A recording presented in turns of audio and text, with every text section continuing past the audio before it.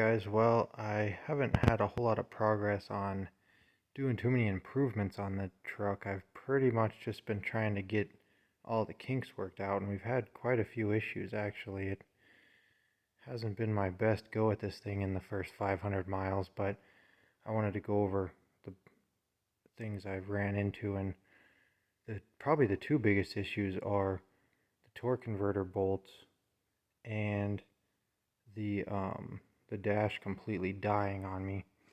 But we'll start with the torque converter. I've actually got an extra plate here and a torque converter, or the flex plate I should say, and if you can see, the bolts for the flex plate to the torque converter pretty much, you can't see that, but they are right in line with this TD conversions plate. I think it's pretty much how all the Jeep plates are, with the two-piece, and then it's got a bolt there. And like I say, you can see that thing sticking out. Obviously the flex plate's spaced away, probably about a finger's width away, but what I experienced in probably the first maybe 100 or 200 miles is I didn't realize the flex plate actually it flexes, and I checked these bolts to make sure that they wouldn't touch. Everything was clear driving it, but at some point, I think under like heavy acceleration, the the torque converter pushes forward on the flex plate enough that those bolts touched. And they're, I mean, if you can picture it, the torque converter bolts sticking out this way, so the two heads basically just intersect each other. And I had a little bit of Loctite on these, but it pretty much ended up in self-destruction. This is the torque converter bolt, and so it was sticking up like this, and it just impacted that other bolt enough to start actually loosening it, and that just made it even worse. And it ended up shearing two of these adapter plate bolts clean off. You can see the carnage there. It took these grade 8 bolts and bent them over like nothing. And I hadn't even looked at this plate yet, but so it's partially my bad. I'm sure if you specify automatic, they come with different bolts, and so hindsight, hopefully no one else runs into this issue, but this plate came with flush bolts. This is what I have in there, and that sticks up too much. There's too much flex in that flex plate with the torque converter pushing on it, and so that's the bolt that sheared off on me here. It knocked it over enough to take it off. Pretty crazy. But this plate is obviously made for an automatic, and what I should have used clearly to fix this issue, so it was pretty much my bad. But of course, without knowing it, I had thought that I didn't put enough Loctite on those bolts, and they just backed themselves out and then started touching these. So I went ahead and put it back together the same as it was, and with enough Loctite on it, I actually could hear them start to click, like I say, under heavy acceleration. So that was definitely not a nice start to my testing this guy out. And I thought about maybe you needed to extend these crank adapters, but that would just wreck your starter clearance. You wouldn't have enough teeth hitting the flex plate. But anyway, for now I have shaved both sides of both bolts down, and that seems to be working for now. Otherwise, the problem with this plate is it doesn't have adjustments, so I would have to re-drill all these holes to use this one, but we might have to go with that or even just drill out my holes that I've already got clocked the way I want on my adapter. So, long story short, make sure you have enough clearance for your torque converter bolts. And yeah, anyway, if you saw in the first couple videos, I was having issues with the tack. And actually you can see it right here. The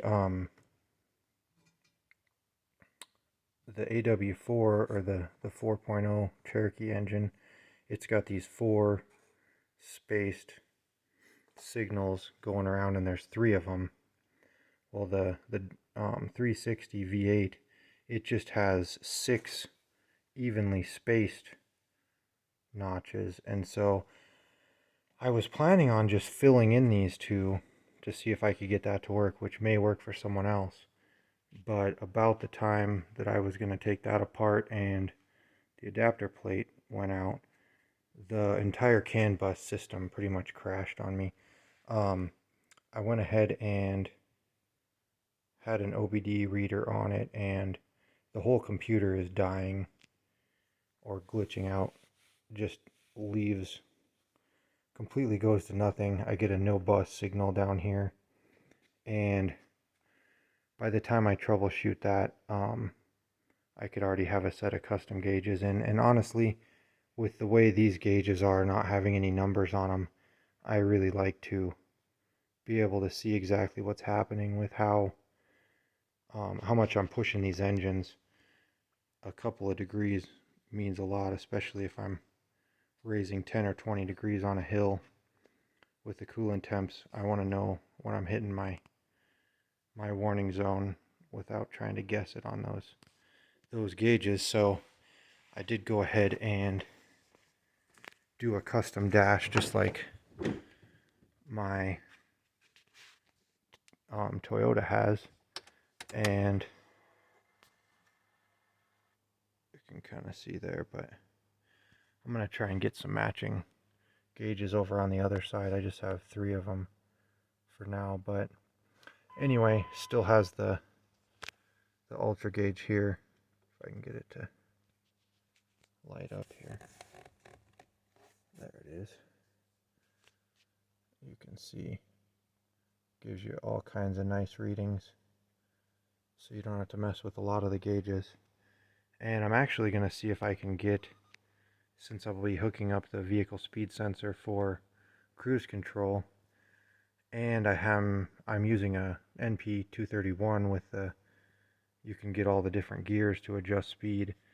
I'm going to see what it's reading through the VW ECU, because it'll display it here on the ultra gauge, and if I can correct it with a gear, then I can actually have regular speedometer readings and not be running off a GPS, which isn't a big deal, but I have noticed on my Toyota sometimes I can just lose speed altogether if I don't get enough satellites. So it's a little annoying, especially when you're doing stop and go, running in and out of places in town. A lot of times my GPS speed won't even be on for most of my town driving, but this worked pretty slick. And again, it's just really nice to have actual numbers to look at. And the other thing is, I got rid of the gauge pod down below, got my cup holder clearance back, and don't have to stare at the floor trying to look at the boost and the EGTs while I'm going up a hill. So that turned out pretty nice, I think. And yeah, those are probably the biggest issues. I have developed a slight injection pump leak. I think it's right out of the top seal though here, so I'm going to try swap that out, see if I can get that to seal up. It may just be the pressure from running that high pressure pump from the Dakota. I do have it bypassed, but it never had pressure before in the Beetle I got this out of, so that may have not even been an issue until now. So we'll see if that seal fixes it up, but other than that, everything seems to be holding together pretty well. Can't really complain. Just watching for leaks and oil rubs or oil hose rubs and coolant lines.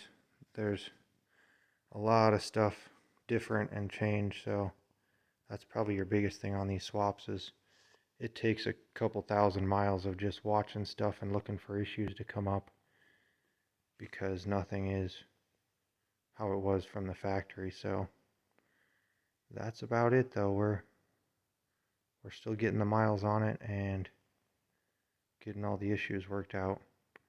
Hopefully I'll have some more tuning here soon and be able to really push the limits on this thing and show you guys what it can do. But it's definitely holding speed, and if you could see there, I haven't even hit 3/4 of a tank, and I think I've got